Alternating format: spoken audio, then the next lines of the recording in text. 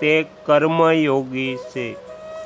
ઉપવાસ વગેરે, વ્રત, પુરાણનું શ્રવણ વગેરે સત્કર્મ કર્યા પછી પુષ્પ વગેરે સામગ્રીઓથી જે ભગવાન વિષ્ણુની પૂજા કરવામાં આવે છે તેને ક્રિયાયોગ કહે છે.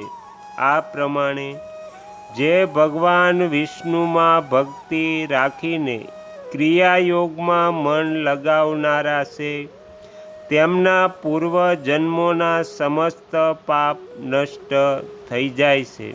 પાપ નષ્ટ થઈ જતા બુદ્ધિ શુદ્ધ થઈ જાય છે. તે ઉત્તમ જ્ઞાનની ઈચ્છા રાખે છે, કેમ કે જ્ઞાન મોક્ષ આપનારું છે એવું જાણવું જોઈએ. હવે હું તમને જ્ઞાન